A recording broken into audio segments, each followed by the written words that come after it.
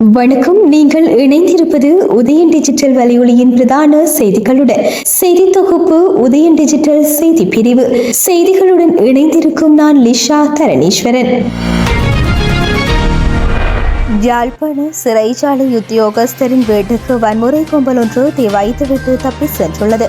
யாழ்ப்பாண சிறைச்சாலையில் கடமையாற்றும் உத்தியோகஸ்தரின் கொழும்பு துறையில் உள்ள வீட்டுக்குள் இன்று அதிகாலை அத்துமீறி நுழைந்த வன்முறை கும்பல் ஒன்று வீட்டார் உறக்கத்தில் இருந்த வேளை வீட்டின் முன்பகுதிக்கு பெட்ரோல் ஊற்றி தீ வைத்துவிட்டு தப்பி சென்றுள்ளனர். வீடு தீப்பற்றி எரிந்ததை அடுத்து வீட்டில் உறக்கத்தில் இருந்தவர்கள் எழுந்து தீயினை அணைத்துள்ளனர். அதனால் பெரும் சேதம் தவிர்க்கப்பட்டுள்ளது. சம்பவம் தொடர்பில் யாழ்ப்பாண போலீசாருக்கு அறிவிக்கப்பட்டதை அடுத்து போலீசார் சம்பவ இடத்திற்கு சென்று விசாரணைகளை முன்னெடுத்துள்ளனர். யாழ்ப்பாணம் தீவு பகுதிகளுக்கு சுற்றுலாவுக்கு செல்லும் பயணிகளின் பாதுகாப்பை உறுதிப்படுத்த அனைத்து நடவடிக்கைகளும் முன்னெடுக்கப்படும் என கடற்றொழில் நீரியல் மற்றும் கடல் வளங்கள் அமைச்சர் ராமலிங்கம் சந்திரசேகர் தெரிவித்துள்ளார். கடல் போக்குவரத்து சேவை வழங்கும் படகுகளின் தரம் மற்றும் முன் பாதுகாப்பு ஏற்பாடுகள் ஆகியன தொடர் கண்காணிப்பில் ஈடுபடுமாறு போலீஸ் மற்றும் கடற்படையினருக்கு தெரியப்படுத்தப்பட்டுள்ளது எனவும் அவர் இதன்போது தெரிவித்தார். நெடுந்தீவை சேர்ந்த தனியார் ஒருவருக்கு சொந்தமான சுற்றுலா பயணிகளை ஏற்றும் சிறிய ரக படகில் நெடுந்தீவுக்கு சென்று திரும்பும் போது படகில் ஏற்பட்ட கோளாறு காரணமாக படகு மூழ்கியுள்ளதுடன் பயணிகள் 12 பேர் 2 பணியாளர்கள் என 14 பேர் உயிர் ஆபத்து இன்றி மீட்கப்பட்டுள்ளனர்.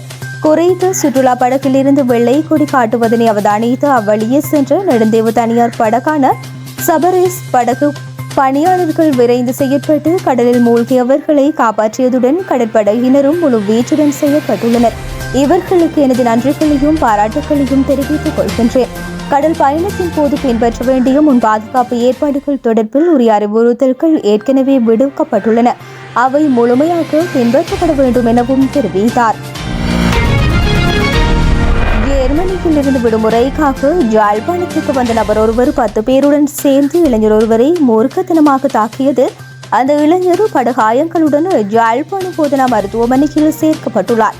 குறித்த சம்பவம் தொடர்பில் மேலும் தெரிய வருகையில் ஈச்சமோட்டு பகுதியை சேர்ந்த நபர் ஜெர்மனியில் இருந்து விடுமுறையை கழிப்பதற்காக யாழ்ப்பாணத்துக்கு திரும்பியுள்ளார். அவர் தனது சகோதரி குடும்பத்தினருடன் குறைப்பாக சகோதரியின் கணவருடனும் முரண்பட்டுள்ளார். இந்த நிலையில் நேற்றைய தினம் ஜெர்மனியில் இருந்து வந்த நபர் தனது சகோதரன் மற்றும் நண்பர்கள் என 10 பேருடன் சேர்ந்து மது அருந்தியுள்ளார். அவ்வேளை ஏற்கனவே தன்னுடன் முரண்பட்ட சகோதரியின் கணவரது நண்பர் அவ்வழியே சென்றுள்ளார். அப்போது போதையில் இருந்த அக்கும்பல் அந்த இளைஞரை வம்புக்கு இழுத்து வாக்குவாதத்தில் ஈடுபட்டுள்ளனர். பின்னர் அவர்கள் அந்த இளைஞரை மண்வெட்டியின் பிடி மற்றும் கூறிய ஆயுதங்களால் மூர்க்கத்தனமாக தாக்கியுள்ளனர். அக்குதலில் படுகாயம் அடைந்த இளைஞரை அயலவர்கள் மீட்டு யாழ்ப்பாணம் போதனா மருத்துவமனைக்கு கொண்டு சென்றுள்ளனர்.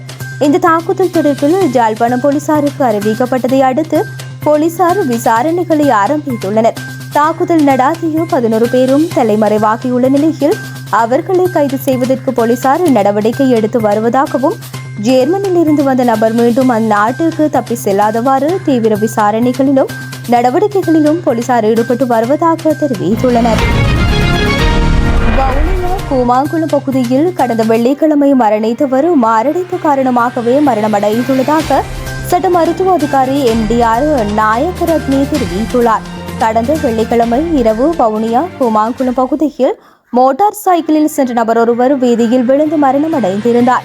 இதன்போது அப்பகுதியில் பயணித்த போக்குவரத்து போலீசாரை குறித்த மரணத்துக்கு காரணம் என தெரிவித்த ஒரு குழுவினர் குழப்பத்தில் ஈடுபட்டதுடன் போலீசார் மீதும் தாக்குதல் நடத்தப்பட்டது.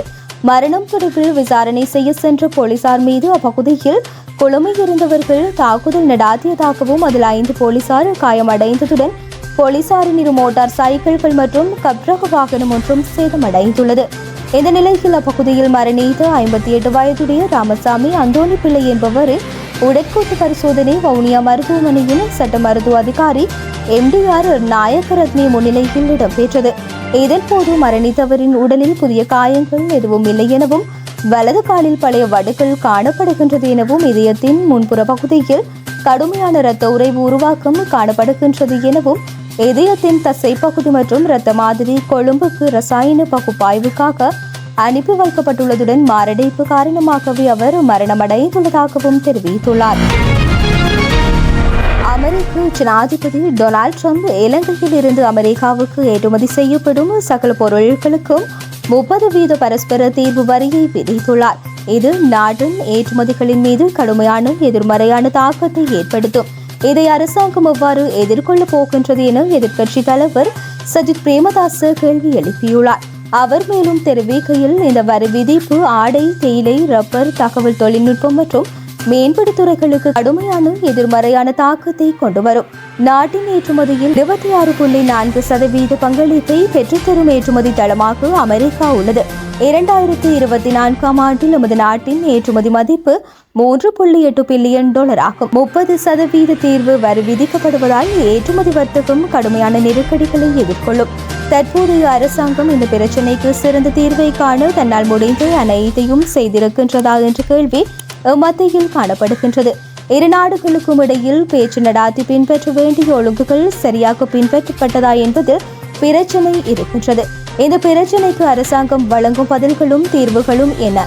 இந்த பிரச்சினைக்கான தெளிவான தீர்வை அரசாங்கத்திடம் இருந்து அறிந்து கொள்வது எமக்கு முக்கியமானது என்றார்.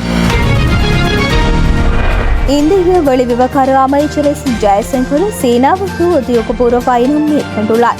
சீன இந்திய எல்லையில் உள்ள கல்வான் பள்ளத்தாக்கில் 2020 ஏற்பட்ட பதற்றங்களுக்கு பின்னரான 5 ஆண்டு கால பகுதியில் இந்திய வெளிவிவகார அமைச்சர் முதன்முறையாக பீஜிங்குக்கு 3 நாட்கள் உத்தியோகபூர்வ பயணத்தை மேற்கொண்டுள்ளார். இந்த பயணத்தின் போது சீன உப ஜனாதிபதி ஹான் ஜெங்குடன் நேற்று சந்தித்து கலந்துரையாடினார். இதன்போது இந்தியாவுக்கும் சீனாவுக்கும் இடையிலான உறவுகளை இயல்பாக்குவது பரஸ்பர நன்மை பயக்கும் முடிவுகளை தரும் என்றதோடு இரு நாடுகளுக்கும் பொருளாதாரங்களுக்கு இடையிலான திறந்த உரையாடலினதும் முன்னோக்குகளின் பரிமாற்றத்தினதும் முக்கியத்துவத்தை எடுத்து கூறியுள்ளார். இருதரப்பு உறவுகளை மேம்படுத்தும் நோக்கிலான இப்பயணத்தின் போது சீன வெளிவிவகார அமைச்சர் வாங் யியையும் கலாநிதி ஜெய்சங்கர் சந்தித்து கலந்துரையாடியுள்ளார். இதேவேளை தியன்ஜினில் இன்று நடைபெறும் சாங்காய் ஒத்துழைப்பு அமைப்பின் வெளியுறவு அமைச்சர்களின் கூட்டத்திலும் அவர் பங்கு பெற்ற உள்ளமை குறிப்பிடத்தக்கது. உக்ரைனுடனான போரை 50 நாட்களில் முடிவுக்கு கொண்டு வராவிட்டால் ரஷ்யா மீது கடுமையான வரிகள் விதிக்கப்படும் என அமெரிக்க ஜனாதிபதி டொனால்ட் ட்ரம்ப் எச்சரிக்கை விடுத்துள்ளார். புடினின் போர் நடத்தை ஏமாற்றம் அளிக்கின்றது என தெரிவித்துள்ள ட்ரம்ப், அடுத்த 50 நாட்களுக்குள் உக்ரைனுடன் போர் நிறுத்தத்திற்கு புடின் ஒப்புக்கொள்ளாவிட்டால் ரஷ்யா மீது கடுமையான வரிகள் விதிக்கப்படும் எனவும் நாங்கள் 2ஆம் கட்ட வரிகளை விதிக்க திட்டமிட்டு வருகின்றோம் என்றும் எச்சரிக்கை விடுத்துள்ளார். மேலும் எங்களுடன் இந்த ஒப்பந்தம் ஏற்படவில்லை என்றால் 100% வரி விதிக்கப்படும் எனவும் பத்திரிகையாளர்கள் சந்திப்பில் ட்ரம்ப் தெரிவித்துள்ளார். ரவீந்திர ஜடேஜாவின் இறுதி வரையான சிறப்பு துடுப்பாட்டத்துக்கு மத்தியிலும் இந்தியாவுக்கு எதிரான 3வது டெஸ்ட் போட்டியில் இங்கிலாந்து அணி 22 ஓட்டங்களால் வெற்றி பெற்றுள்ளது. இந்தியா மற்றும் இங்கிலாந்து அணிகளுக்கு இடையிலான 3வது டெஸ்ட் போட்டி லண்டன் லார்ட்ஸ் மைதானத்தில் நடைபெற்றது. முதல் இன்னிங்ஸில் இந்தியா மற்றும் இங்கிலாந்து அணிகள் தலா 387 என்ற சம ஓட்டங்களை பெற்றன. இதனைத் தொடர்ந்து 2வது இன்னிங்ஸை ஆரம்பித்த இங்கிலாந்து அணி 192 ஓட்டங்களுக்கு அனைத்து விக்கெட்டுகளையும் இழந்தது. இந்த நிலையில் இங்கிலாந்து அணி இந்திய அணிக்கு 193 ஓட்ட வெற்றி இலக்கை நிர்ணயித்தது. எனினும் இந்திய அணி 5வது நாளில் தேநீர் இடைவேளையின் பின்னர் 170 ஓட்டங்களுக்கு அனைத்து விக்கெட்டுகளையும் இழந்தது. இறுதி வரை ரவீந்திர ஜடேஜா 61 ஓட்டங்களுடன் போராடியும் இந்திய அணியின் தோல்வியை தடுக்க முடியவில்லை. இந்த வெற்றியின் மூலம் இங்கிலாந்து அணி 5 போட்டிகள் கொண்ட டெஸ்ட் தொடரில் 2-1 என்ற அடிப்படையில் முன்னிலை வகிக்கின்றமை குறிப்பிடத்தக்கது. இத்துடன் உதயம் டிஜிட்டல் வலையொலியின் பிரதான செய்திகள் நிறைவடைகின்றன. தொடர்ந்தும் செய்திகளை உடனுக்குடன் அறிந்து கொள்ள எமது உதயம் டிஜிட்டல் வலையொலி பக்கத்துடன் இணைந்திருங்கள். வணக்கம்.